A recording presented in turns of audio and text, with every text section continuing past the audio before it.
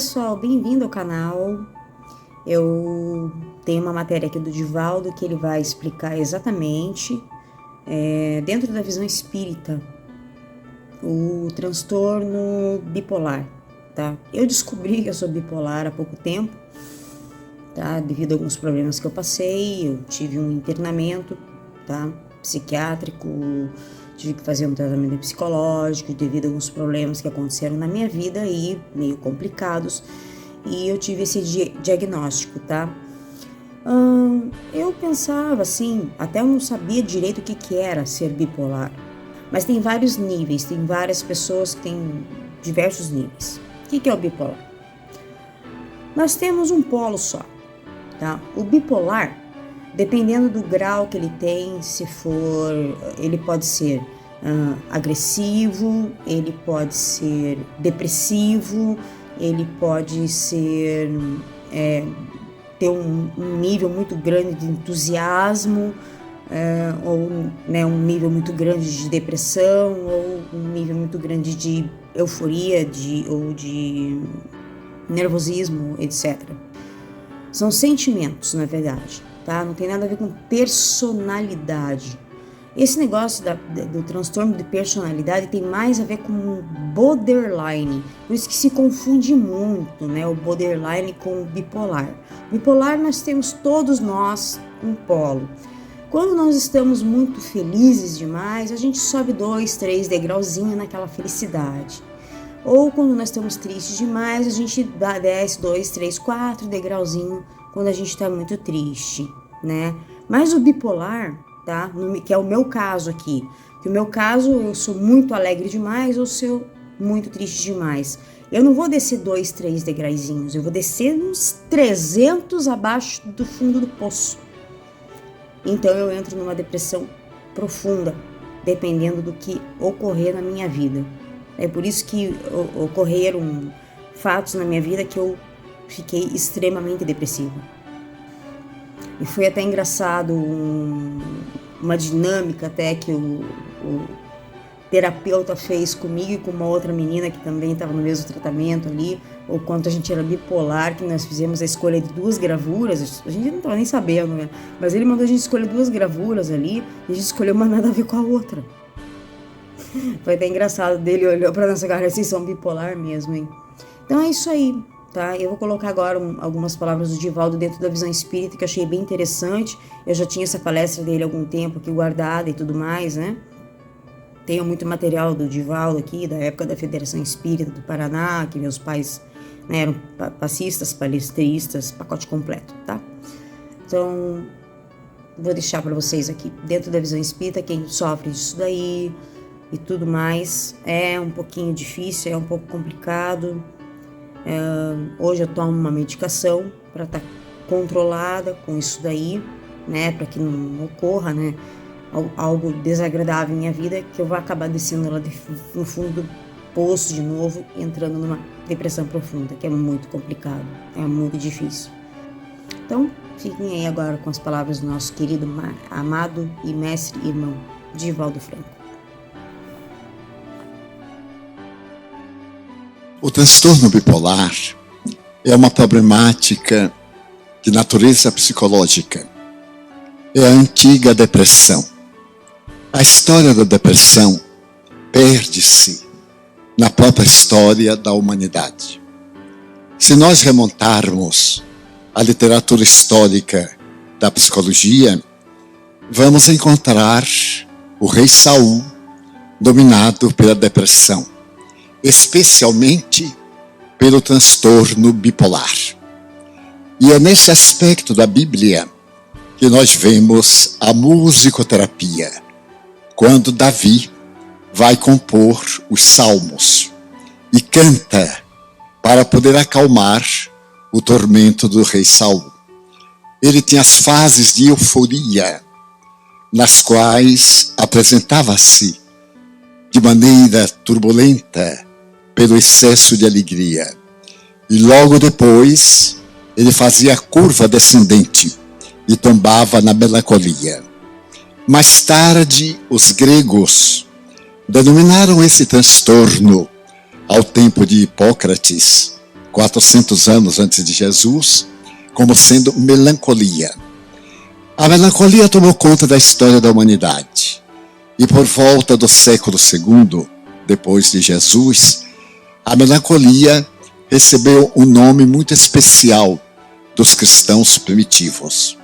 Concomitantemente, os gregos acreditavam que neste fenômeno da bipolaridade, a depressão eufórica e a depressão nostálgica, como sendo interferência dos deuses, é a primeira manifestação de natureza obsessiva, reconhecida não somente pelos sábios, como também pelo populacho. Foi mais tarde, a partir do século XII, quando houve um período terrível de melancolia depressiva profunda, que se considerou a intervenção dos demônios, buscando-se amparo na Bíblia. E por volta do século XVII, aparece na história dos fenômenos turbulentos pela primeira vez a palavra depression, em inglês. Posteriormente, a depressão entra na história da psicologia, que se separa da psiquiatria, e no século XIX, por volta de 1870, um psicólogo de nome Da Costa faz uma análise dos transtornos variados, entre os quais o distúrbio do pânico. É muito interessante a história do distúrbio do pânico, porque remonta a uma lenda grega. O deus Pan tomava conta das montanhas da Arcádia. E quando algum desavisado se aproximava das montanhas, o deus Pan aparecia. Era aquele deus, parte ser humano, parte animal. E a pessoa então entrava em pânico. Mais tarde, foi possível retirar o distúrbio do pânico da depressão. Então, aquele que tem o distúrbio do pânico não é mais, tecnicamente, um psicopata depressivo, porque as características são especiais. Mas agora, no século XXI, a depressão deixou de ser uma doença para ser, como muito bem foi colocado, um transtorno de natureza psicológica.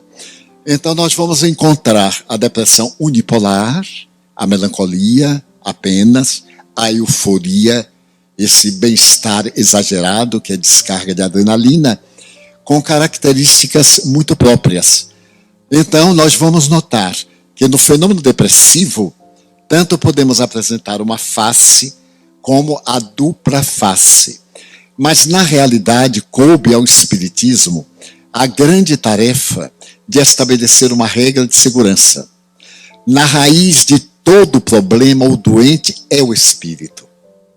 Tese, aliás, reconhecida pela Organização Mundial de Saúde, que exara nestas palavras: não existem doenças, existem doentes. Pessoas sensíveis aos distúrbios, às infecções, aos transtornos. Dessa forma, nós vamos ver que a depressão bipolar está perfeitamente bem localizada nessas manifestações, como na unipolar, na sua independência. Mas deveremos considerar que, seja num caso, seja no outro caso, há sempre uma perturbação espiritual. O indivíduo já traz em si a debilidade, a culpa, a criança ferida. E então ele faz a introspecção e o seu organismo responde. Para ser bem claro, os estudiosos da psicologia determinaram causas de natureza genética. A hereditariedade, por exemplo. Se a pessoa é descendente de alguém que tem depressão, ele tem 30% de probabilidade de ser depressivo também. Se ambos os pais forem depressivos, ele terá 70% de probabilidades para depressão, porque ela tem um caráter genético. Mas ele, senhor desses problemas hereditários, ele pode fazer a reversão, através do cultivo de ideias positivas, através do exercício da meditação, através da prece.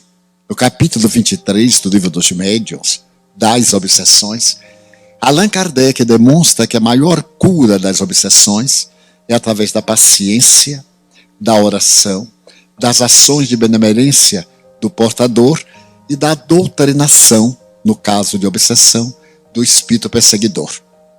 Então, numa panorâmica, nós vemos uma depressão de natureza endógena, interna, e exógena, externa. Por exemplo, conflitos de família. A criança assimila. Pais autoritários. A criança joga para dentro os seus sentimentos e aparenta aquilo que agrada aos pais. Mais tarde, esse conflito vai resultar em transtorno de natureza depressiva, principalmente no período da transição sexual. A afirmação da personalidade. No momento em que o organismo constrói os órgãos anexos da sexualidade, esses conflitos vêm à tona e podem levar a estados depressivos orgânica. Mas, normalmente, quando a natureza orgânica vai apresentando, os débitos atraem os inimigos. E essas entidades acercam-se e pioram o quadro. Razão pela qual dois doentes com as mesmas características, fazendo o mesmo tratamento, um melhora e o outro não. Os barbitúricos têm o objetivo de envolver as células dos nossos neurônios e obrigá-los a produzir a substância, o neuropeptídeo, o comunicador. São emissões eletroquímicas. O neurônio lança uma substância química, e os choques reduzem. Quando o barbitúrico envolve o neurônio, ele transmite de uma maneira orgânica aquilo que o organismo está fazendo. Daí todo mundo que toma barbitúrico tem muitas sequelas, mal-estar, muito sono ou pouco sono, impotência, desinteresse, perda da função sexual. Há um desinteresse sexual muito grande, perda da afetividade. É muito curioso que a família reclama, eles não gostam mais de mim, perde completamente. Perde essa sensibilidade emocional. E como tem uma culpa no inconsciente, ele, de um lado, sofre por ser depressivo. Por outro lado, ele gosta de ser depressivo porque manipula a família. É uma coisa muito sutil. Quando nós temos um depressivo em casa, ficamos preocupados com ele. E no inconsciente ele gosta. É uma maneira de apresentar os seus conflitos. Nos Estados Unidos, existe uma corrente de que o depressivo está inconscientemente se vingando de algo, por isso faz a família sofrer. Isso em termos literais não é a realidade. Mas, em verdade, a depressão é o pior mal dos últimos séculos. Existem hoje, segundo a estatística da Organização Mundial de Saúde, aproximadamente 380 milhões de pessoas depressivas no mundo. E se acredita que até 2025, a maior causa mortes não será mais nem o câncer, nem as perturbações cardíacas, mas a depressão pelo suicídio. Nos Estados Unidos, suicídio pelas armas de fogo. Porque em cada 15 minutos alguém se mata e morre nos Estados Unidos. E em cada 10 segundos alguém tenta. Então é uma estatística alarmante. Porque no momento atual, em que há muita carência de afeto, crianças sentem um mundo vazio. Jovens pegam atitudes esdrúxulas para afirmar a personalidade, os esportes radicais. Os esportes radicais vêm de conflitos internos para chamar a atenção. Então, nós vivemos um momento muito difícil. Mas o Espiritismo constitui a melhor terapêutica preventiva. Primeiro, porque nos diz ninguém morre. Se nós cometemos o suicídio na depressão, é um crime. Porque permitimos que se instalasse o desequilíbrio. Então, somos responsáveis. Dessa maneira, nós deveríamos cultivar a fraternidade. Na fraternidade, nós conseguimos cambiar, transformar os nossos conflitos. Ainda há poucos dias eu li uma das frases notáveis de Chico Xavier, que quando a dor vem nos pegar, se estamos trabalhando no bem, ela adia ela transfere de tempo, porque nós estamos ganhando mérito. O bem anula o mal que nós fizemos. Mas se nós estamos ociosos, naturalmente vem um conflito e nós entramos na faixa do desespero. E há também aqui publicado nos Estados Unidos, aliás, um amigo me conseguiu uma obra extraordinária de um jornalista do melhor periódico de Nova York. O livro se chama O Demônio do Meio-Dia. O autor, Solomon. Ele escreveu o segundo livro sobre isso. Eu tive a oportunidade de ler e é impressionante. Ele explica que existem quase 200 terapêuticas alternativas, fora a alopatia e a homeopatia. Ele tentou praticamente todas e continua depressivo. E é um grande escritor. Winston Churchill era depressivo. Então, na história da humanidade, o número dos depressivos é assustador. E na atualidade. Então, nós recomendamos a quem tenha depressões ou melancolias, que mude de humor rapidamente, estado depressivo, daqui a pouco sai eufórico, para que rompa de maneira nenhuma a medicação. Nós, latino-americanos e brasileiros especialmente, tomamos a dose, melhoramos, já estou curado. Mascara a doença, ela volta. A questão é tempo. É ter o chamado gatilho disparador. Quando qualquer uma coisa dispara o gatilho, fazemos associação inconsciente e entramos em depressão. E a recidiva é sempre pior, até ficar crônica. Crônica não tem jeito. Então, eu tenho um médico, muito amigo, psiquiatra, e ele é animador. Ele diz assim, em 10 pessoas, 3 já foram depressivas. 3 são depressivas. 3 serão depressivas. E o último vai ficar tão desesperado que entra em depressão também.